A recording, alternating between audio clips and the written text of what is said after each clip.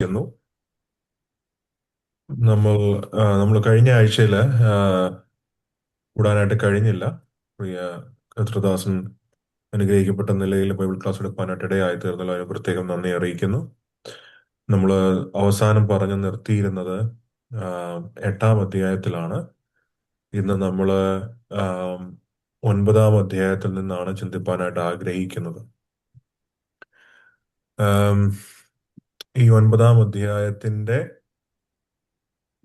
Theme, ഒരു സന്ദേശം എന്താണെന്ന് ചോദിച്ചാൽ the only way into God's presence, ദൈവ സാന്നിധ്യത്തിലേക്കുള്ള ഏക വഴി എന്നുള്ള വിഷയമാണ് 9-ാമത്തെ അധ്യായം എബ്രായ ലേഖനം സംസാരിക്കുന്നത്. നമുക്കറിയാം, ആ, അതിനാധാരമായിട്ട് 1 മുതൽ 5 വരെയുള്ള വചനഭാഗങ്ങൾ ഒന്ന് വായിച്ച് സഹായിക്കണം. എബ്രായ ലേഖനം 9-ാം അധ്യായം 1 മുതൽ 5 വരെയുള്ള വചനഭാഗങ്ങൾ. എന്നാൽ ആദ്യ നിയമത്തിനും ആരാധനയ്ക്കുമുള്ള ചട്ടങ്ങളും ലൗകികമായ വിശുദ്ധ മന്ദിരമുണ്ടായിരുന്നു. ഒരു കൂടാരം ചമച്ചു. അതിന്റെ ആദ്യ ഭാഗത്ത് നിലവിളക്കും മേശയും കാഴ്ചയപ്പവും ഉണ്ടായിരുന്നു. അതിന് വിശുദ്ധ സ്ഥലമെന്ന പേര്.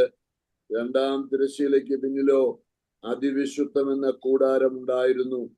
അതിൽ പൊന്നുകൊണ്ടുള്ള ധൂപകലശവും മുഴുവനും പൊന്നുപൊതിഞ്ഞ നിയമപ്പെട്ടകവും അതിനകത്ത് മന്ന ഇട്ടുവെച്ച പൊൻപാത്രവും അഹരോന്റെ തളിർത്ത വടിയും നിയമത്തിന്റെ കൽപ്പലകളും അതിന് മീതെ കൃപാസനത്തെ മൂടുന്ന തേജസ്സിന്റെ കെരൂബുകളും ഉണ്ടായിരുന്നു. അതിപ്പോൾ ഓരോന്നോരോന്നായി വിവരിപ്പാൻ കഴിവില്ല. Thank you.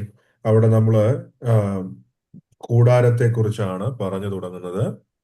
സമാഗമന കൂടാരം എന്ന് നമ്മൾ നേരത്തെ പറയുന്നത് പോലെ ഇവിടെ ഉള്ള കൂടാരങ്ങൾ. ഒരു കൂടാരം ചമച്ചതിന്റെ ആദ്യ ഭാഗത്ത് നിലവിളക്ക്, മേശ, കാഴ്ചയപ്പം ഉണ്ടായിരുന്നു. അതിന് വിശുദ്ധ സ്ഥലം. രണ്ടാം തിരശ്ശീലയ്ക്ക് പിന്നിൽ അതിവിശുദ്ധം എന്ന കൂടാരം ഉണ്ടായിരുന്നു. അപ്പോൾ ഇവിടെ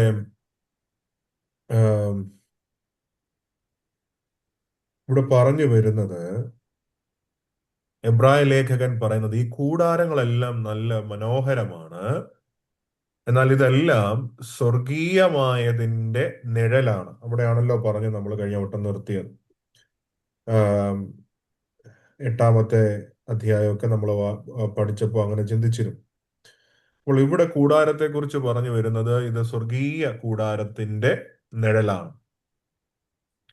എബ്രായ ലേഖകൻ പറയുന്നത് യേശുവാണ് നമ്മളെ യാഥാർത്ഥ്യത്തിലേക്ക് നയിക്കുന്നത്. ഈ ലോകത്തിൽ നമ്മൾ കാണുന്ന ഈ ദൈവാലയത്തിനകത്തുണ്ടായിരുന്ന സകലതും യാഥാർത്ഥ്യമായി ഉണ്ടായിരിക്കുന്നതിന്റെ പകർപ്പുകളാണ്. അതുകൊണ്ടാണ് അത് പറഞ്ഞു വരുമ്പോഴാണ് അദ്ദേഹം കൂടാരത്തിലേക്ക് തന്റെ ശ്രദ്ധ തിരിക്കുന്നത്. ആലയത്തെക്കുറിച്ചല്ല, കൂടാരത്തെക്കുറിച്ച്. അദ്ദേഹം ഈ കൂടാരത്തിന്റെ ഭംഗിയെക്കുറിച്ച് ചിന്തിക്കുകയാണ്. എത്ര മനോഹരമാണ് അതെന്ന് പറയുകയാണ്. അപ്പൊ ഈ ഭൂമിയിലുള്ള ആരാധന, നമുക്കറിയാം കൂടാരം എന്ന് പറയുമ്പോൾ ഈ കൂടാരത്തിനകത്ത് നമുക്ക് വിശുദ്ധ സ്ഥലമുണ്ട്, അടുത്ത കൂടാരം എന്ന് പറയുന്നത് അതിവിശുദ്ധ സ്ഥലമുണ്ട്. അപ്പോൾ ഇതിനകത്തെല്ലാം ഉള്ള കാര്യങ്ങൾ നമ്മൾ ചെറുതായിട്ട് ഈ ലേഖകൻ ഇവിടെ നമ്മൾ എഴുതിയത് നമ്മൾ വായിച്ച് കേൾപ്പാനായിട്ട് ഇടയായി തീർന്നു. അദ്ദേഹം പറയുന്നത് ഇങ്ങനെയാണ്, അദ്ദേഹത്തിന്റെ സന്ദേശം ഇതാണ്: അതൊക്കെ ഭയങ്കര മനോഹരമാണ്, ഈ കൂടാരവും കൂടാരത്തിനകത്തിരിക്കുന്ന ഓരോ കാര്യങ്ങളും. അതൊക്കെ അത്രയും മനോഹരമാണെങ്കിൽ ഇതെല്ലാം നിഴലാണ്. ഇതിന്റെ എല്ലാം പൊരുള് വെളിപ്പെടാൻ ഇരിക്കുന്നതേ ഉള്ളൂ, അല്ലെങ്കിൽ സ്വർഗത്തിലുണ്ട്. അതെന്തു മനോഹരമായിരിക്കും. ഇപ്പൊ നമ്മൾ കാണുന്ന നിഴലാകുന്ന കാര്യങ്ങളൊക്കെ എത്ര മനോഹരമാണെങ്കിൽ സ്വർഗീയമായത് എത്ര അധികം മനോഹരമായിരിക്കും എന്ന് പറയുകയാണ്.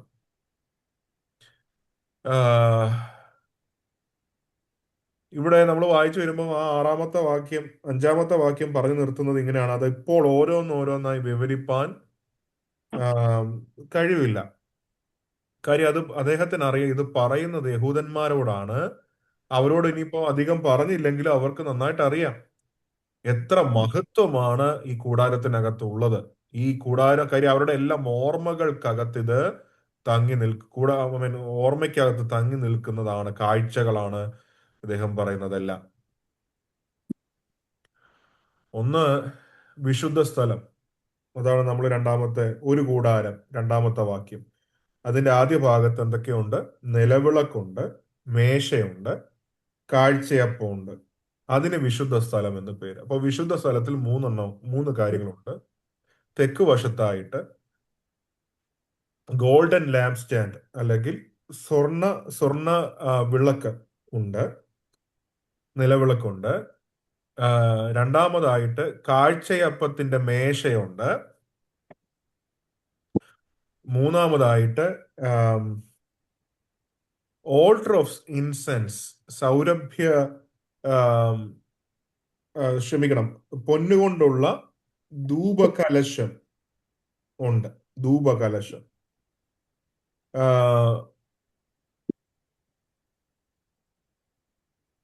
ഇപ്പൊ ഒന്ന്, ഈ ഗോൾഡൻ ലാമ്പ് സ്റ്റാൻഡ് എന്ന് പറയുമ്പോൾ, ഈ നിലവിളക്ക് എന്ന് പറയുമ്പോൾ തെക്ക് വശത്താണ് ഉള്ളത്. അത് സ്വർണം കൊണ്ടുണ്ടാക്കിയതാണ്. ഒലിവ് ഓയിൽ, ഒലിവെണ്ണ വെച്ചാണ് ഈ നിലവിളക്കുകൾ കത്തിച്ചുകൊണ്ടിരുന്നത്. എപ്പോഴും ഈ നിലവിളക്കുകൾ എന്ത് ചെയ്തിരുന്നു? കത്തിക്കൊണ്ടിരുന്നു. വലതുവശത്ത് ക്ഷമിക്കണം, വടക്ക് വശത്ത് ഉള്ളതാണ് കാഴ്ചയപ്പത്തിന്റെ മേശ. അക്കേഷ്യ മരം കൊണ്ടുണ്ടാക്കിയ മേശയാണ് അത്. 3 അടി നീളവും 1.5 അടി വീതിയും 2 അടി 3 ഇഞ്ച് ഉയരവുമുള്ള ഒരു മേശയാണ് ഈ കാഴ്ചയപ്പത്തിന്റെ മേശ എന്ന് കൊണ്ടുദ്ദേശിക്കുന്നത്. എല്ലാ ശബത്ത് നാളുകളിലും 12 അപ്പങ്ങൾ അവിടെ വെച്ചിരുന്നു. 6 വെച്ചു 2 റോയിലകത്തായിട്ട് ഏകദേശം 12 അപ്പം അതിനകത്ത് വെച്ചിരുന്നു. ഇതിൽ നിന്ന് പുരോഹിതന്മാർക്ക് മാത്രമേ കഴിക്കാനായിട്ട് കഴിയുള്ളൂ. അതെല്ലാ ശബത്തിലും ഇവരിത് മാറ്റിക്കൊണ്ട് ഇരുന്നു. പിന്നെ അവിടെ പറയുന്നത് തിരശീലയെ കുറിച്ച് പറയുന്നുണ്ട്. തിരശീലയ്ക്ക് പിന്നിലോ, 3-ാം വാക്യം, തിരശീലയ്ക്ക് പിന്നിൽ അതിവിശുദ്ധ സ്ഥലം. ഈ തിരശീല എന്ന് പറയുന്നത് അതിവിശുദ്ധ സ്ഥലത്തിന് മുമ്പ് ഉള്ളതാണ്. അത് ചുവന്ന, നല്ല സ്കാർലറ്റ് എന്ന് പറഞ്ഞ നല്ല ചുവന്ന നിറം, പർപ്പിൾ നിറം, നീല നിറം, ഇതെല്ലാം കൂടെ ചേർന്ന് എംബ്രോയിഡ് ചെയ്തിട്ടുള്ള ഒരു തുണിയാണ് ഈ കർട്ടൻ അല്ലെങ്കിൽ ഈ വെയില്, ഈ തിരശീല എന്ന് പറയുന്നത്. അപ്പോ മാത്രമല്ല, അതിനകത്ത്, ആ തിരശീലയ്ക്കകത്ത് കെരൂബിം അതിനെ കൊത്തി അത് വെച്ചിട്ടുണ്ട് ആ തിരശീലയ്ക്കകത്ത്. അപ്പോൾ അങ്ങനെയുള്ള ഒരു ഒരു ഒരു വസ്ത്രം, അങ്ങനെ ഒരു തുണിയാണ്, അതിന്റെ ഡിസൈനാണ് ആ തിരശീലയ്ക്ക് വെച്ചിരിക്കുന്നത്. അതിവിശുദ്ധ സ്ഥലത്ത് നമ്മൾ പലപ്പോഴും പറഞ്ഞിട്ടുണ്ട്, മഹാപുരോഹിതൻ മാത്രമേ കയറാനായിട്ട് ഉള്ളായിരുന്നു. അതും വർഷത്തിലൊരിക്കൽ മഹാപാപപരിഹാര ദിവസം മാത്രം അദ്ദേഹത്തിന് കയറാനായിട്ട് ഉണ്ടായിരുന്നുള്ളൂ. അതും വേണ്ടുന്ന തയ്യാറെടുപ്പുകളെല്ലാം എടുത്തതിന് ശേഷം മാത്രമേ മഹാപുരോഹിതന് കയറാനായിട്ട് കഴിയുള്ളായിരുന്നു. നേരത്തെ പറഞ്ഞതുപോലെ ഇനി the ark of the covenant, നിയമപ്പെട്ടകം, 4-ാമത്തെ വാക്യം, ധൂപകലശം പറഞ്ഞു. നിയമപ്പെട്ടകം, പൊന്നു പൊതിഞ്ഞ നിയമപ്പെട്ടകം. ഈ നിയമപ്പെട്ടകം ഉണ്ടാക്കിയിരിക്കുന്നതും അക്കേഷ്യയുടെ മരം കൊണ്ടാണ്, അതിന്റെ തടി കൊണ്ടാണ്. അകവും പുറവും എല്ലാം സ്വർണം കൊണ്ട് പൊതിഞ്ഞിരിക്കുന്നതാണ് ഈ നിയമപ്പെട്ടകം എന്ന് പറയുന്നത്. അതിനകത്ത് മന്ന ഇട്ടു വെച്ച പൊൻപാത്രമുണ്ട്, ഗോൾഡൻ പോട്ട് ഓഫ് മന്ന. അഹരോന്റെ തളിർത്ത വടിയുണ്ട്. നിയമത്തിന്റെ 2 കൽപ്പലകകളും അതിനകത്ത് ഉണ്ട്. 5-ാമത്തെ വാക്യത്തിലേക്ക് വരുമ്പോ പിന്നെ അതിനകത്ത് കാണുന്നത് അതിന്റെ മീതെ കൃപാസനത്തെ മൂടുക എന്നൊരു പദം നമ്മൾ കാണുന്നുണ്ട്. ഈ കൃപാസനം എന്ന് പറയുന്നത് ഈ ഈ ഈ പെട്ടകത്തിന്റെ ആം,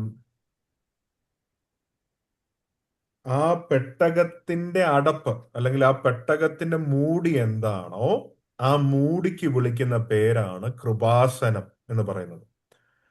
ആ കൃപാസനത്തിനകത്ത് അതിന്റെ മുകളിലായിട്ട് അതല്ലെങ്കിൽ അതിനകത്ത് രണ്ട് കെരൂബികൾ നിൽക്കുന്നതായിട്ട് ഉണ്ട്. അപ്പോ ഇത്രയുമാണ് ദി ആർക്ക് ഓഫ് കവനന്റ്. ഇത്രയുമാണ് ഈ കൂടാരത്തെ കുറിച്ച് ലേഖകൻ ഒന്നുകൂടെ യഹൂദ ജനത്തെ ഓർപ്പിക്കുന്നത്. എന്തൊക്കെയാണ് പറഞ്ഞത്? ഒന്ന്, കൂടാരം എന്ന് പറയുന്നത് ഭൂമിയിലെ കൂടാരം ഇത്ര മനോഹരമാണെങ്കിൽ സ്വർഗത്തിലെ കൂടാരം ഇതെല്ലാം നിഴലാണ്. പൊരുളായ യഥാർത്ഥ കൂടാരം എത്ര മനോഹരമായിരിക്കും എന്ന് അദ്ദേഹം പറയുന്നു. വിശുദ്ധ സ്ഥലത്തുള്ള നിലവിളക്ക്, ആ നിലവിളക്ക് എന്ന് പറയുന്നത് ഒലിവെണ്ണ എപ്പോഴും ഒഴിച്ച് കത്തിക്കുന്ന, എപ്പോഴും കത്തി നിൽക്കുന്ന നിലവിളക്കാണ്. കാഴ്ചയപ്പത്തിന്റെ മേശയുണ്ട്. ആ മേശ എല്ലാ ശബത്തിലും 12 അപ്പം വീതം അത് റീപ്ലേസ് ചെയ്ത് ഓരോ ആഴ്ചയും ഓരോ ശബത്തിലും റീപ്ലേസ് ചെയ്തുകൊണ്ടിരിക്കും. അതോടൊപ്പം നമ്മൾ നേരത്തെ പറഞ്ഞതുപോലെ പൊന്നുകൊണ്ടുള്ള ധൂപകലശമുണ്ട്. നമ്മൾ അതിനെ തിരശീലയെ കുറിച്ച് പറഞ്ഞു. തിരശീല എങ്ങനെയാണ്, ഏതൊക്കെ നിറങ്ങളാണ് അതിനകത്ത് അവര് എംബ്രോയിഡ് ചെയ്തിരിക്കുന്നത്. കെരൂബിം അതിനകത്തുണ്ട്. അങ്ങനെ മനോഹരമായ തിരശീലയാണെന്ന് പറഞ്ഞു. പിന്നെ മാത്രമല്ല, പുരോഹിതനല്ല, മഹാപുരോഹിതൻ വർഷത്തിലൊരിക്കൽ മാത്രം, ആ വർഷത്തിലൊരിക്കൽ എന്ന് പറയുന്നത് പാപപരിഹാര ദിവസം മാത്രം കയറാൻ കഴിയുന്ന സ്ഥലമായിരുന്നു അതിപരിശുദ്ധ സ്ഥലം എന്ന് പറയുന്നത്. അതും ഒരുപാട് തയ്യാറെടുപ്പുകൾക്ക് ശേഷം മാത്രമേ അത് കഴിയുള്ളൂ. പിന്നെ നമ്മൾ പറഞ്ഞത് നിയമപ്പെട്ടകത്തെ കുറിച്ച് പറഞ്ഞു. അക്കേഷ്യ തടി കൊണ്ടുണ്ടാക്കിയ, അകവും പുറവും ഒരുപോലെ സ്വർണം കൊണ്ട് പൂശിയ നിയമപ്പെട്ടകം. അതിനകത്ത് മന്ന ഇട്ട് വെച്ച പൊൻപാത്രമുണ്ട്. അഹരോന്റെ തളിർത്ത വടിയുണ്ട്. നിയമത്തിന്റെ കൽപ്പലകകളുണ്ട്. അതിന്റെ മൂടി എന്ന് പറയുന്നത്, അല്ലെങ്കിൽ അടപ്പ് എന്ന് പറയുന്നത്, ലിഡ് എന്ന് പറയുന്നത് കൃപാസനം എന്ന് പറയുന്നു. അതിന് രണ്ട് പൊന്നിന്റെ കൊണ്ടുള്ള കെരൂബിം ഉണ്ട്. പുറപ്പാട് പുസ്തകം 25-ാം അധ്യായത്തിന്റെ 22-ാമത്തെ വാക്യം ഇപ്രകാരം പറയുന്നു: അവിടെ ഞാൻ നിന്നെ കണ്ടുമുട്ടും, അല്ലെങ്കിൽ അവിടെ വെച്ച് ഞാൻ നിന്നെ കാണും എന്ന് കർത്താവ് പറയുന്ന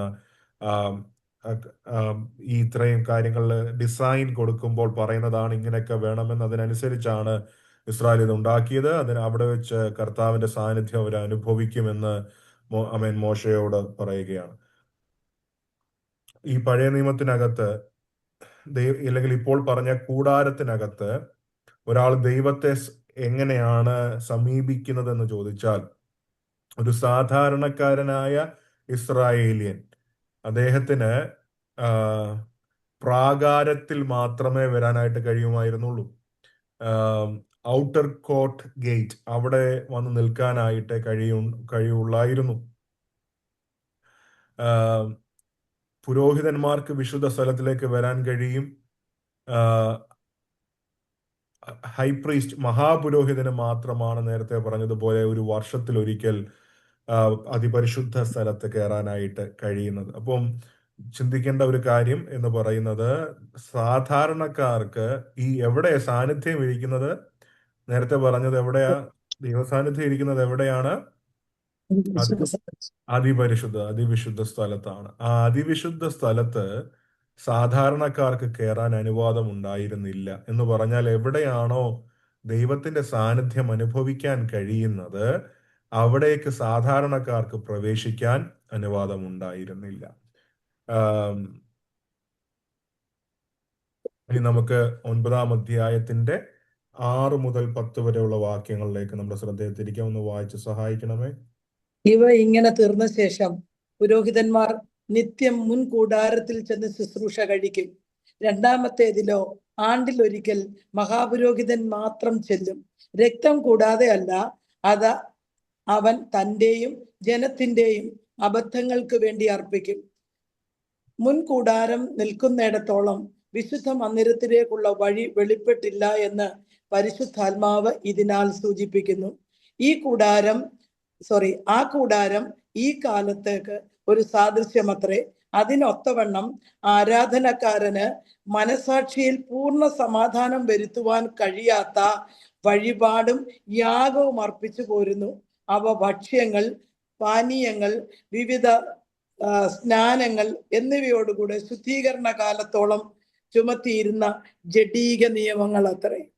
താങ്ക് യു. അപ്പം നമ്മൾ നേരത്തെ പറഞ്ഞു നിർത്തിയെടുത്തു നിന്ന് ബാക്കി ഇവിടെ പറയുകയാണ്.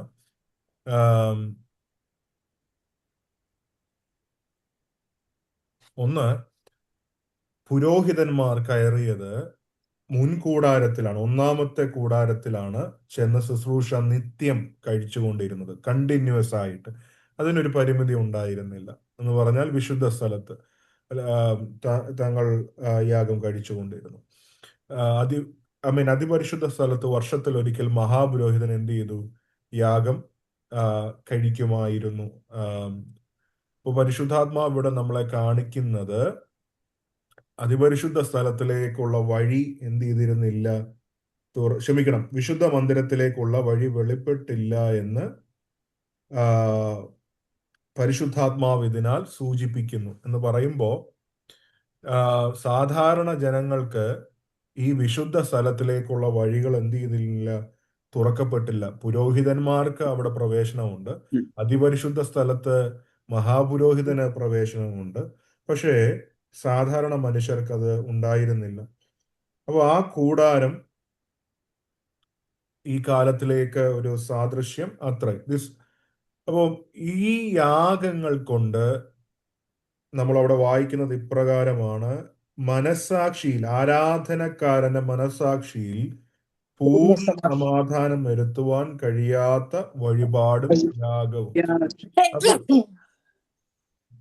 അപ്പൊ ഈ ശരീരത്തിന് വേണ്ടുന്ന, നമ്മൾ ഇംഗ്ലീഷിൽ ബ്ലസ് യു എന്നാണ് പറയുന്നത് അല്ലെ, ശരീരത്തിന് വേണ്ടുന്ന ശുദ്ധീകരണങ്ങൾ ചെയ്യുന്നുണ്ടായിരുന്നെങ്കിലും, ശരീരത്തിന് വേണ്ടി മാത്രം എന്തൊക്കെയോ ചെയ്യുന്നുണ്ടെങ്കിലും, മനസാക്ഷിക്കകത്ത് ഈ യാഗങ്ങൾ കൊണ്ട് വിശുദ്ധീകരണം നടത്താനായിട്ട് കഴിയുമായിരുന്നില്ല. അതാണ് ഇവിടെ എബ്രായ ലേഖകൻ പറഞ്ഞു തുടങ്ങുന്നത്.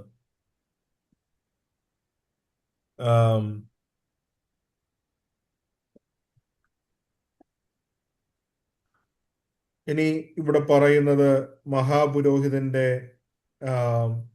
യാഗത്തെക്കുറിച്ച് പറയുന്നു, അല്ലെങ്കിൽ ഇവിടെ പല കാര്യങ്ങൾ പറയുന്നുണ്ട്. ഒന്ന്, ഈ യാഗം കഴിക്കുന്നത് അല്ലെങ്കിൽ പരിഹാരം വരുത്തുന്നത്, അറ്റോൺമെന്റ് വരുത്തുന്നത് ആർക്കൊക്കെ വേണ്ടിയാണെന്ന് ചോദിച്ചാൽ പുരോഹിതന്മാർക്ക്, ജനങ്ങൾക്ക്, യാഗപീഠത്തിന് വേണ്ടിയൊക്കെ ഇത് നടത്തുമായിരുന്നു. നമുക്കതിന് ആധാരമായിട്ട് ലേവ്യ പുസ്തകം 16-ാം അധ്യായത്തിന്റെ 33-ാമത്തെ വാക്യം ഒന്ന് വായിക്കാമോ? ലേവ്യ 16:33.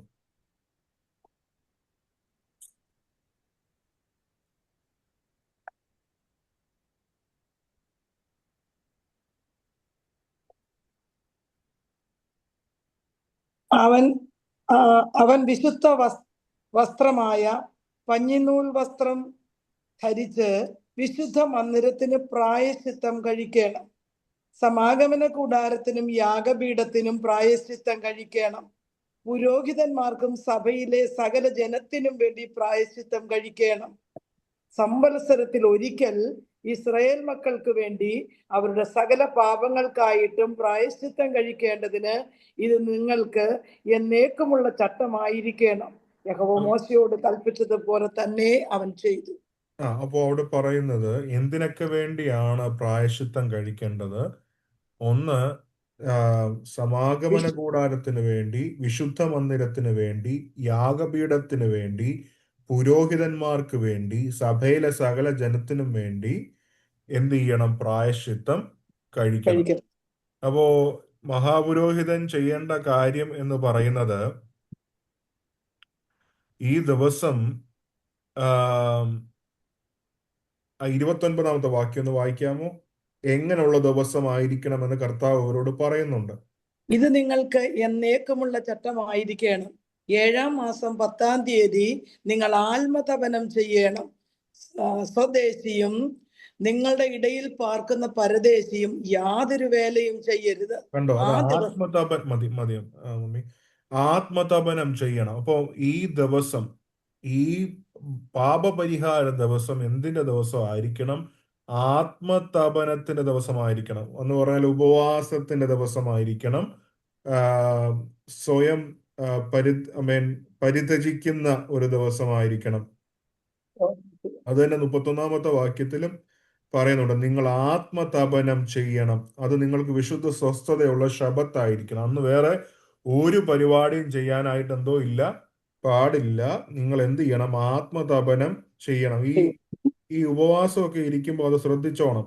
ഈ കർത്താവ് പഴയ നിയമത്തിനകത്ത് പറയുന്ന കാര്യം നിങ്ങൾ ഇപ്പൊ തന്നെ കേട്ടല്ലോ. എങ്ങനെയുള്ള ദിവസമാണെന്ന്, ഒരു ആത്മതപനത്തിന്റെ ദിവസമാണെന്ന് പറഞ്ഞിട്ടാണ് 31-ാം വാക്യം പറയുന്നത്.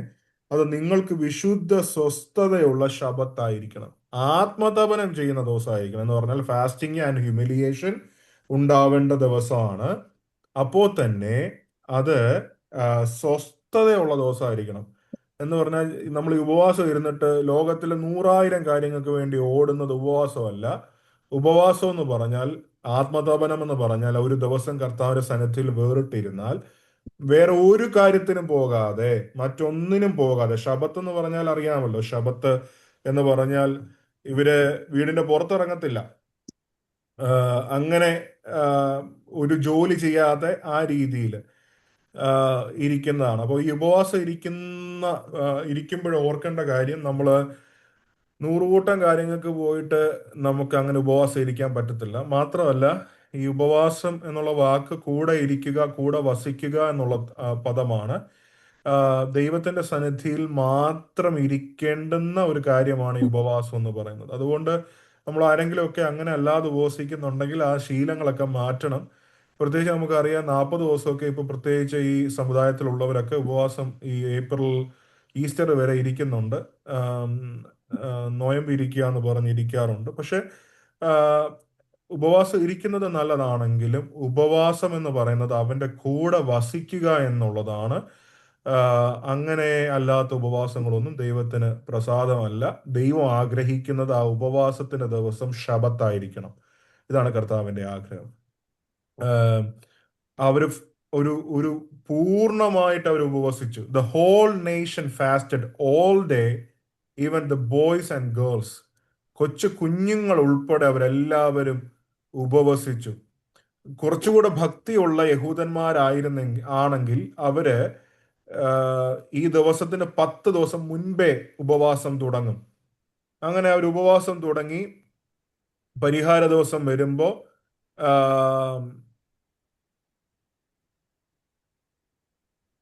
അവര് 10 ദിവസം ഏകദേശം കംപ്ലീറ്റ് ചെയ്യും. ആ ഉപവാസം കൊണ്ട് കംപ്ലീറ്റ് ചെയ്യും. 10 ദിവസത്തോളം ഉപവാസമായിരിക്കും. എന്ന് പറഞ്ഞാൽ എല്ലാവരും അല്ല, കുഞ്ഞുങ്ങളോ അങ്ങനെയുള്ള ആളുകൾ, കൊച്ചു കുഞ്ഞുങ്ങളൊന്നും ഉപവാസം ഇരിക്കുന്നല്ല, മറിച്ച് കുറച്ചുകൂടെ ഭക്തിയുള്ള യഹൂദന്മാര് 10 ദിവസം ഉപവാസം ഇരിക്കുമായിരുന്നു. 10-ാമത്തെ ദിവസം മഹാപാപ പരിഹാര ദിവസമായിട്ട്. എങ്ങനെയാണ് ഒരു മഹാപുരോഹിതൻ ഒരുങ്ങിയത് ആ ദിവസത്തിന് വേണ്ടി എന്ന് നമുക്കൊന്ന് നോക്കാം. ഏറ്റവും വെളുപ്പിന് രാവിലെ മഹാപുരോഹിതൻ തന്നെത്താൻ കഴുകി ഒന്ന് കുളിച്ച് ഒന്ന് തന്നെത്താൻ ശുദ്ധീകരിക്കും. തൻ്റെ തൻ്റെ പുരോഹിത വസ്ത്രമൊക്കെ ധരിക്കും. ആ ദിവസം ധരിക്കാൻ വേണ്ടിയുള്ള വസ്ത്രമുണ്ട്, അദ്ദേഹം അത് ധരിക്കും. ഈ മഹാപുരോഹിതന്മാരൊക്കെ ധരിക്കുമ്പോൾ അവർക്ക് ആദ്യം ഈ ഒരു വെള്ള വസ്ത്രമുണ്ട്. അവരത് ഈ കാല് വരെ നീളമുള്ള വെള്ള വസ്ത്രം ഉണ്ട്, അത് അവർ ധരിക്കും. പിന്നെ ഏഫോദിന്റെ ഒരു റോബ് ഉണ്ട്, അത് ധരിക്കും. അത് കടും നീല നിറമുള്ള ഏഫോദിന്റെ വസ്ത്രമാണ്, അത് ധരിക്കും. അങ്ങനെ ഒരുപാട് വസ്ത്രങ്ങൾ ഇവര് ദിവസം ധരിക്കാറുണ്ട്. ഞാൻ അതിന്റെ ആഴങ്ങളിലേക്ക് പോകുന്നില്ല. പിന്നെ അദ്ദേഹം ഈ അവരുടെ വസ്ത്രത്തിന്റെ നടുവിലായിട്ട് ആം, ഒരു ബ്രസ്റ്റ് പ്ലേറ്റ് ഉണ്ട്, ഒരു കവചം പോലൊരു സംഭവമുണ്ട്. അതിൽ 12 കല്ലുകളുണ്ട്. 12 ഗോത്രങ്ങളുടെയും പേരുകൾ അതിനകത്ത് എഴുതിയിട്ടുണ്ട്. അപ്പോൾ അങ്ങനെ പോകുന്നതിന്റെ അർത്ഥം എന്ന് പറയുന്നത്, അദ്ദേഹം മുഴുവൻ ഇസ്രായേൽ ജനത്തെയും തൻ്റെ ഹൃദയത്തിൽ വഹിച്ചുകൊണ്ട് ദൈവത്തിന്റെ സന്നിധിയിലേക്ക് പോകുകയാണ് എന്നാണ് അർത്ഥമാക്കുന്നത്. അതോടൊപ്പം ആ കവചത്തിനകത്ത് തന്നെ ഉറീമും തുമ്മീമും നമുക്കറിയാം. പുറപ്പാട് 28-ാം അധ്യായം 30-ാമത്തെ വാക്യം അതിനെക്കുറിച്ച് പറയുന്നുണ്ട്. എന്താണെന്ന് അത് വ്യക്തമായിട്ട് നമുക്കറിവില്ല. പക്ഷെ ഉറീമും തുമ്മീമും എന്ന് ലൈറ്റ്സ് ആൻഡ് പെർഫെക്ഷൻസ് എന്നാണ് അതിന് മീനിങ് കൊടുത്തിരിക്കുന്നത്. വെളിച്ചങ്ങളും തികവുകളും എന്നൊക്കെയാണ് അതിന് കൊടുത്തിരിക്കുന്നത്. ചിലർ അതിനെക്കുറിച്ച് പറയുന്നത് ഒരു പക്ഷേ അത് യാവേ എന്ന് എഴുതിയിരിക്കുന്ന, ഈ YHWH എന്നൊക്കെ എഴുതിയിരിക്കുന്ന, ഇംഗ്ലീഷ് ലെറ്റർ അല്ല ഞാൻ പറയുന്നത്, ടെട്രാഗ്രമറ്റോൺ എന്ന് പറഞ്ഞിട്ട് എബ്രായ ഭാഷയിൽ എഴുതിയിട്ടുള്ള പ്രഷ്യസ് ആയിട്ടുള്ള ഒരു ഡയമണ്ട് ആയിരിക്കാം അതെന്ന് പറയുന്നുണ്ട്. ദൈവത്തിന്റെ പേര് അതിനകത്തുണ്ട്. ഈ നിങ്ങൾക്ക് അറിയത്തില്ലെങ്കിൽ ഞാൻ പറയാം, യാവേ എന്നുള്ളതാണ് യഹൂദന്മാർ യഹോവ എന്നുള്ള പദമാണ് യൂസ് ചെയ്യുന്നത്. എങ്കിലും അവര് ഈ ഇടയ്ക്ക് വരുന്ന, ഇപ്പം ഞാൻ ഇംഗ്ലീഷിൽ പറയുകയാണെങ്കിൽ YAHWEH എന്നുള്ളതാണ് യാവേക്ക് നമ്മൾ ഇംഗ്ലീഷിൽ എഴുതുമ്പോൾ എഴുതുന്നത്. പക്ഷേ യഹൂദന്മാർ എഴുതുമ്പോൾ അവർ ഒന്നാമത് പേര് അങ്ങനെ എഴുതാറില്ല. പക്ഷെ അവർ എഴുതുകയാണെങ്കിൽ, ദൈവത്തിന്റെ പേര് അങ്ങനെ എഴുതാറില്ല. എഴുതുകയാണെങ്കിൽ അവര് ഈ വെളിപ്പെട്ട പേരായിട്ട് പറയുന്നത് YHWH, ആ 4 അക്ഷരങ്ങളാണ്. അതിനെ ടെട്രാഗ്രമറ്റോൺ എന്നാണ് എബ്രായ 4 ടെട്ര എന്ന് പറഞ്ഞാൽ 4 വാക്കുകൾ അല്ലെങ്കിൽ 4 ലെറ്റേഴ്സ് എന്നുള്ള അർത്ഥത്തിലാണ് ടെട്രാഗ്രമറ്റോൺ എന്ന് പറയുന്നത്. അപ്പോൾ ഇദ്ദേഹം ഈ ഉറീമും തുമ്മീമും ഒക്കെ ക്യാരി ചെയ്തുകൊണ്ട് പോയെന്ന് പറഞ്ഞാൽ ദൈവത്തിന്റെ പേര് ക്യാരി ചെയ്തുകൊണ്ട് ആ ആലയത്തിനകത്തേക്ക് പോയെന്ന് ആയിരിക്കാം അതുകൊണ്ട് ഉദ്ദേശിക്കുന്നത്. ആദ്യം ഈ മഹാപുരോഹിതൻ ചെയ്യുന്നത് രാവിലെ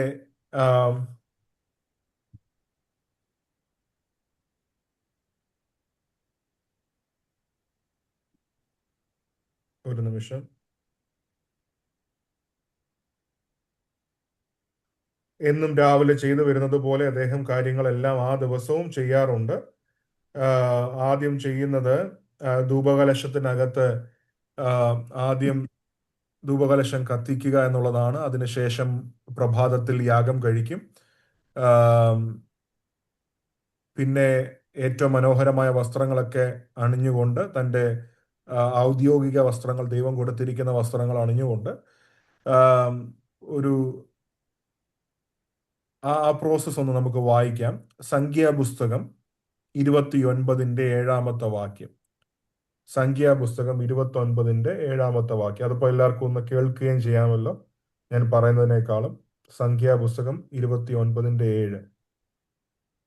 7-ാം മാസം 10-ാം തീയതി വിശുദ്ധ സഭായോഗം കൂടണം. അതെ. അന്ന് നിങ്ങൾ ആത്മതപനം ചെയ്യണം, വേലയൊന്നും ചെയ്യരുത്.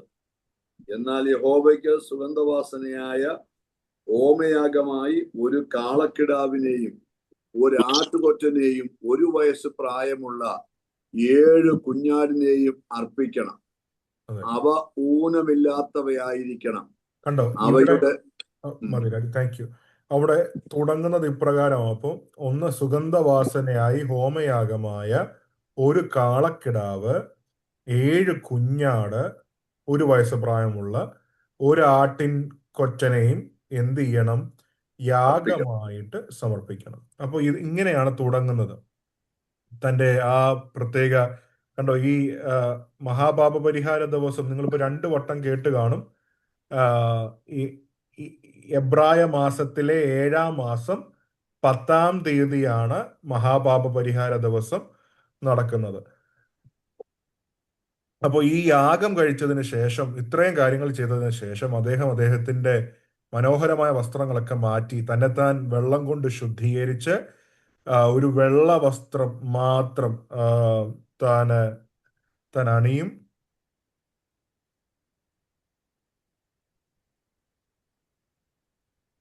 തൻ്റെ തന്നെ കാശ് കൊടുത്ത് വാങ്ങിച്ച ഒരു കാളക്കിടാവിനെ കൊണ്ടുവന്ന് അതിൻ്റെ തലയിൽ കൈവച്ച് എല്ലാ ജനങ്ങളുടെയും മുൻപിൽ നിന്നുകൊണ്ട് തൻ്റെ തന്നെ പാപവും തൻ്റെ ഗ്രഹത്തിൻ്റെ പാപവും ആ മഹാപുരോഹിതൻ ഏറ്റുപറയും.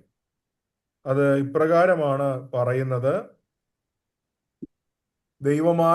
ദൈവമായ യഹോവേ, ഞാൻ അകൃത്യം ചെയ്തിരിക്കുന്നു, ഞാൻ അതിക്രമം ചെയ്തിരിക്കുന്നു, ഞാൻ പാപം ചെയ്തിരിക്കുന്നു, ഞാനും എൻ്റെ ഗ്രഹവും തന്നെ. ദൈവമേ,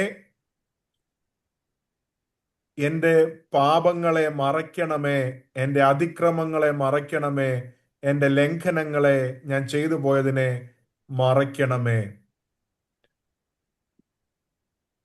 എന്ന് പറഞ്ഞ് ദൈവത്തോട് പ്രാർത്ഥിക്കും. ഇത് പ്രാർത്ഥിച്ച് കഴിഞ്ഞതിന് ശേഷം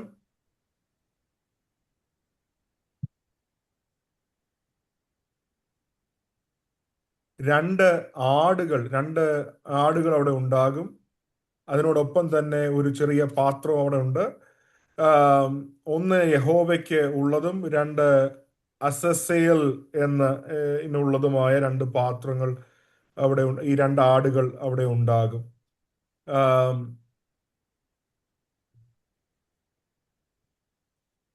അതെ, ആ രണ്ട് ആടുകളെയും പിന്നീട് യാഗമാക്കുന്നതായിട്ടൊക്കെ നമുക്ക് കാണാനായിട്ട് കഴിയും. അതിനുശേഷം അദ്ദേഹം അതിവിശുദ്ധ സ്ഥലത്ത് ചെന്ന് ട്വൈസ് വിത്ത് ദ ബ്ലഡ്, ഒന്ന് കാളക്കിടാവിന്റെ രക്തവും ഒന്ന് ആടിന്റെ രക്തവുമായിട്ട്,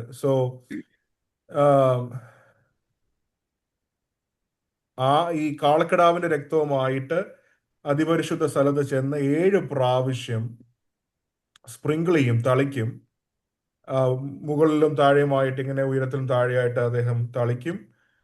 പുറത്തു വന്ന് ആ ദൈവത്തിന് യഹോവയ്ക്ക് വേണ്ടി വേർതിരിച്ച 2 ആടുകളെ കുറിച്ച് പറഞ്ഞല്ലോ. ഒന്ന് യഹോവയ്ക്ക് വേണ്ടി വേർതിരിച്ചിട്ടുണ്ട്. യഹോവയ്ക്ക് വേണ്ടിയുള്ള ആടിനെ കൊന്നിട്ട് അതിന്റെ രക്തം കൊണ്ട് അതിപരിശുദ്ധ സ്ഥലത്തേക്ക് പിന്നെയും ചെന്നിട്ട് അവിടെ ഇതുപോലെ മുകളിലും താഴെയുമായിട്ടൊക്കെ തളിക്കും. പിന്നെ അദ്ദേഹം തിരിച്ചു വന്നിട്ട്, പുറത്തു വന്നിട്ട് ഈ 2 രക്തവും കൂടെ, എന്ന് പറഞ്ഞാൽ കാളക്കിടാവിൻ്റെയും ആടിൻ്റെയും രക്തം മിക്സ് ചെയ്തിട്ട് ഈ യാഗപീഠത്തിലുമെല്ലാം തളിപ്പാനായിട്ട് ഇടയായിത്തീരും. ബാക്കിയുള്ളത് യാഗപീഠത്തിന്റെ ചുവട്ടിലായിട്ട് അവിടെ വെക്കും. ചുവട്ടിലായിട്ട് അവിടെ വെക്കും.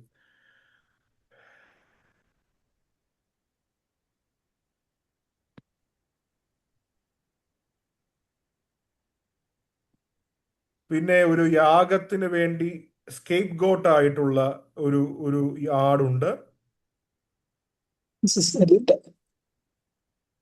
ആ ആടിനെ മുമ്പോട്ട് കൊണ്ടുവന്ന് മഹാപുരോഹിതൻ അതിന്റെ തലയിൽ കൈവച്ച് തന്റെ പാപങ്ങൾ, ജനത്തിന്റെ പാപങ്ങൾ ഏറ്റുപറഞ്ഞ് എന്നിട്ട് മരുഭൂമിയിലേക്ക് അതിനെ നയിക്കും. ഇസ്രായേലിന്റെ പാപവും വഹിച്ചത് മരുഭൂമിയിലേക്ക് നയിക്കപ്പെടും. അവിടെ വെച്ച് ആ ആട് കൊല്ലപ്പെടും.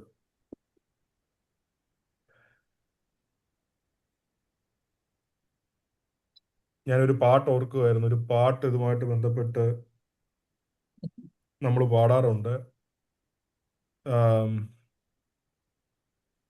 പാളയത്തിനപ്പുറത്ത് കഷ്ടമേൽക്കുക നാം പാടപ്പെട്ട യേശുവിന്റെ അപ്പൊ പാളയത്തിന് പുറത്താണ് ഈ ആടിനെ കൊണ്ടുപോകുന്നത്. പുരോഹിതൻ തന്റെ പാപങ്ങളും തന്റെ ജനത്തിന്റെ പാപങ്ങളും ആ ആടിന്റെ തലയിലേക്ക് വെച്ച് ആ ആടിനെ പാളയത്തിന് പുറത്തേക്ക്, അല്ലെങ്കിൽ എഴുതിയിരിക്കുന്നത് വിൽഡർനെസ് എന്നാണ്, അതിൽ അങ്ങോട്ട് വിട്ടിട്ട് അവിടെ വെച്ച് ആടിനെ കൊല്ലും. ആടിനെ കൊന്നിട്ട്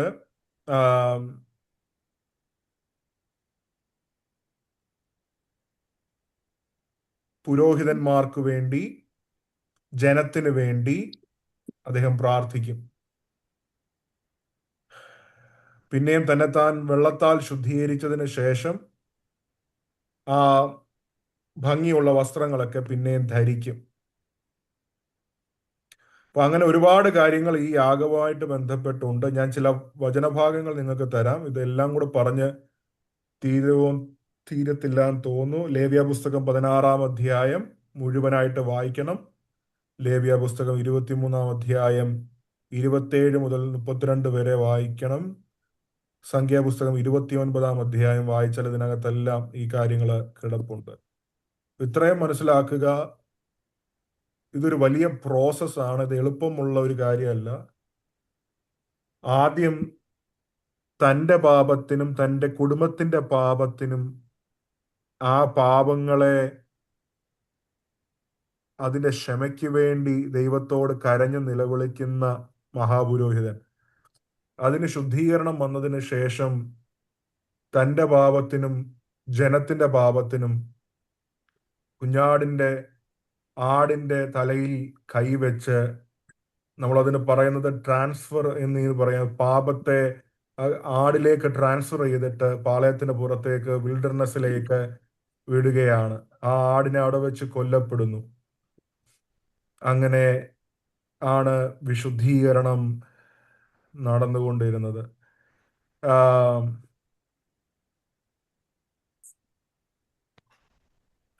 എല്ലാ വർഷവും ഇത് നടക്കുമായിരുന്നു. കൂടുതലായിട്ട് നിങ്ങൾക്ക് ഞാൻ ആ പറഞ്ഞ അധ്യായങ്ങൾ വായിച്ചാൽ മനസ്സിലാകും.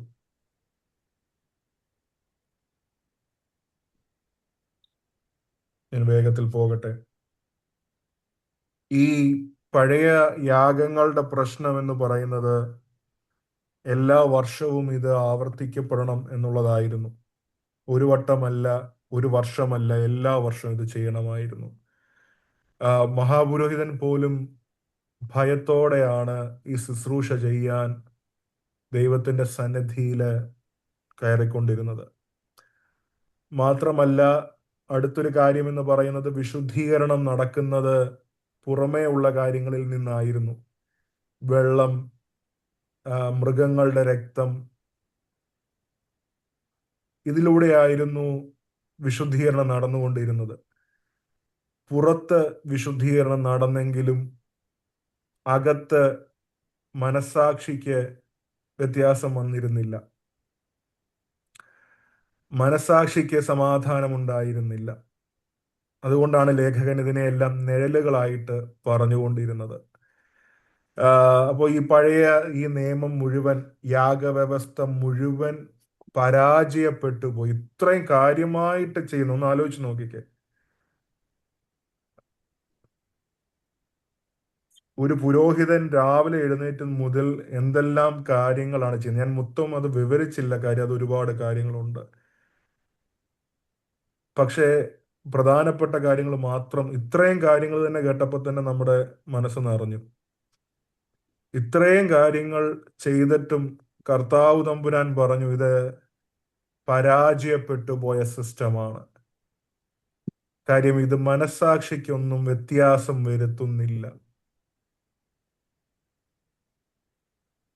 അതുകൊണ്ടാണ് ക്രിസ്തുവിന്റെ മഹത്വം നമ്മൾ മനസ്സിലാക്കേണ്ടത്. ഒന്ന് വായിക്കാമോ? 11 മുതൽ 14 വരെ. ക്രിസ്തുവോ വരുവാനുള്ള നന്മകളുടെ മഹാപുരോഹിതനായി വന്നിട്ട് കൈപ്പണിയല്ലാത്തവനായി എന്ന് വെച്ചാൽ ഈ സൃഷ്ടിയിൽ ഉൾപ്പെടാത്തതായി വലിപ്പവും തികവുമേറിയ ഒരു കൂടാരത്തിൽ കൂടി ആട്ടുകൊറ്റന്മാരുടെയും പശുക്കിടാക്കളുടെയും രക്തത്താൽ അല്ല, സ്വന്തം രക്തത്താൽ തന്നെ ഒരിക്കലായിട്ട് വിശുദ്ധ മന്ദിരത്തിൽ പ്രവേശിച്ച് എന്നേക്കുമുള്ള ഒരു വീണ്ടെടുപ്പ് സാധിപ്പിച്ചു. ആട്ടുകൊറ്റന്മാരുടെയും കാളകളുടെയും രക്തവും മലിനപ്പെട്ടവരുടെ മേൽ തളിക്കുന്ന പശുഭസ്മവും ജഡീകശുദ്ധി വരുത്തുന്നു എങ്കിൽ നിത്യാത്മാവിനാൽ ദൈവത്തിന് തന്നെത്താൻ നിഷ്കളങ്കനായി അർപ്പിച്ച ക്രിസ്തുവിന്റെ രക്തം ജീവനുള്ള ദൈവത്തെ ആരാധിപ്പാൻ നിങ്ങളുടെ മനസ്സാക്ഷിയെ നിർജീവ പ്രവർത്തികളെ പോക്കി എത്ര അധികം ശുദ്ധീകരിക്കും. ആമേൻ. നമ്മൾ ഈ പറഞ്ഞ ഇപ്പോ വായിച്ച 12ാമത്തെ വാക്യത്തിൽ പറയുന്നത് ആട്ടുകൊറ്റന്മാർ പശുക്കിടാങ്ങളുടെയും രക്തം അതാലല്ല സ്വന്തം രക്തത്താൽ തന്നെ ഒരിക്കലായിട്ട് വിശുദ്ധ മന്ദിരത്തിൽ പ്രവേശിച്ച് എന്നേക്കുമുള്ളൊരു വീണ്ടെടുപ്പ് സാധിച്ചു. മാത്രമല്ല അടുത്ത വാക്യത്തിൽ പറയുന്നത് ആട്ടുകൊറ്റന്മാരുടെയും കാളകളുടെയും പശുക്കളുടെ രക്തത്താലല്ല കാളകളുടെ രക്തം മലിനപ്പെട്ടവരുടെ മേൽ തളിക്കുന്ന പശുഭസ്മവും ജഡീക ശുദ്ധി വരുത്തുന്നു. അതിനെക്കുറിച്ച് ഒന്ന് വായിക്കാമോ? ഞാൻ വാക്യം ഇപ്പോൾ പറയാം. പശുഭസ്മത്തെ കുറിച്ചുമൊക്കെ എഴുതിയിരിക്കുന്നത് സംഖ്യാപുസ്തകം 19-ാം അധ്യായത്തിലാണ്. സംഖ്യാപുസ്തകം 19-ാം അധ്യായം 1-ാമത്തെ വാക്യം മുതൽ. യഹോവ പിന്നെയും മോശയോടും അഹരോനോടും അരുളി ചെയ്തത്, യഹോവ കൽപ്പിച്ച ന്യായപ്രമാണം എന്തെന്നാൽ കളങ്കവും ഊനവുമില്ലാത്തതും നുകം വെക്കാത്തതുമായ ഒരു ചുവന്ന പശുക്കിടാവിനെ നിന്റെ അടുക്കൽ കൊണ്ടുവരുവാൻ ഇസ്രായേൽ മക്കളോട് പറക. നിങ്ങൾ അതിനെ പുരോഹിതനായ എലയാസറിന്റെ പക്കൽ ഏൽപ്പിക്കണം. അവൻ അതിനെ പാളയത്തിന് പുറത്തു കൊണ്ടുപോവുകയും ഒരുവൻ അതിനെ അവന്റെ മുൻപിൽ വെച്ച് അറുക്കുകയും വേണം. പുരോഹിതനായ എലയാസർ വിരൽ കൊണ്ട് അതിന്റെ രക്തം കുറെ എടുത്ത് സമാഗമന കൂടാരത്തിന്റെ മുൻഭാഗത്തിന് നേരെ 7 പ്രാവശ്യം തളിക്കണം. അതിന്റെ ശേഷം പശുക്കിടാവിനെ അവൻ കാൺക ചുട്ട് ഭസ്മീകരിക്കണം. അതിന്റെ തോലും മാംസവും രക്തവും ചാണകവും കൂടെ ചുടേണം. പിന്നെ പുരോഹിതൻ ദേവദാരു, ഈസോപ്പ്, ചുവപ്പ് നൂൽ എന്നിവ എടുത്ത് പശുക്കിടാവിനെ ചുടുന്ന തീയുടെ നടുവിലിടേണം. അനന്തരം പുരോഹിതൻ വസ്ത്രം അലക്കി ദേഹം വെള്ളത്തിൽ കഴുകിയ ശേഷം പാളയത്തിലേക്ക് വരികയും സന്ധ്യ വരെ അശുദ്ധനായിരിക്കുകയും വേണം. അതിനെ ചുട്ടവനും വസ്ത്രം അലക്കി ദേഹം വെള്ളത്തിൽ കഴുകുകയും സന്ധ്യ വരെ അശുദ്ധനായിരിക്കുകയും വേണം. പിന്നെ ശുദ്ധിയുള്ള ഒരുത്തൻ പശുക്കിടാവിന്റെ ഭസ്മം വാരി പാളയത്തിന് പുറത്ത് വെടിപ്പുള്ള ഒരു സ്ഥലത്ത് വെക്കണം. അത് ഇസ്രായേൽ മക്കളുടെ സഭയ്ക്ക് വേണ്ടി ശുദ്ധീകരണ ജലത്തിനായി സൂക്ഷിച്ചു വെക്കണം. Thank you. അതിൻ്റെ ആ അധ്യായം നിങ്ങൾ എല്ലാവരും ഒന്ന് ഓർത്തിരിക്കണം. അതിൻ്റെ 22ാമത്തെ വാക്യം വരെ നമുക്ക് നിങ്ങൾ സമയമുള്ളപ്പോൾ ആ മുഴുവൻ അധ്യായവും അത് വായിക്കാം. അപ്പോൾ പശുഭസ്മത്താലുള്ള ശുദ്ധീകരണത്തെ കുറിച്ചാണ് പറയുന്നത്. അപ്പോൾ നമ്മൾ അതെല്ലാം കവർ ചെയ്തു. ഒന്ന് ആട്ടുകൊറ്റന്മാരുടെ രക്തം, കാളക്കടാവിന്റെ രക്തം, പശുഭസ്മം. ഇത് പറയാൻ വേണ്ടിയിട്ടാണ് ഞാൻ ആ വാക്യം ഒന്ന് വായിപ്പിച്ചത്. എബ്രായ ലേഖകൻ ഈ യാഗങ്ങളെക്കുറിച്ചെല്ലാം പറഞ്ഞിട്ട് പറയുന്നത് യേശുക്രിസ്തുവിന്റെ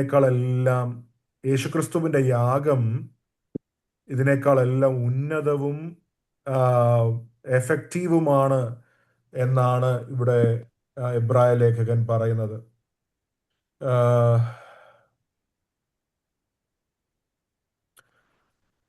ഒരിക്കലും സാധാരണക്കാരന് കിട്ടാതിരുന്ന ദൈവത്തിന്റെ സാന്നിധ്യം യേശുക്രിസ്തുവിന്റെ ശരീരം അർപ്പിക്കപ്പെട്ടതിലൂടെ മനുഷ്യർക്ക് പ്രാപ്യമായിട്ട് തീർന്നു.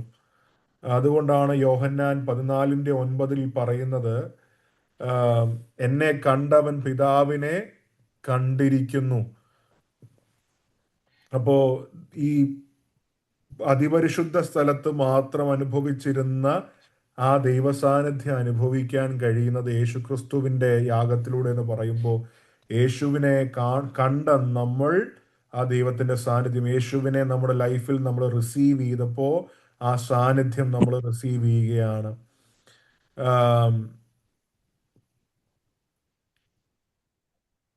നിർജീവ പ്രവർത്തികളിൽ നിന്ന്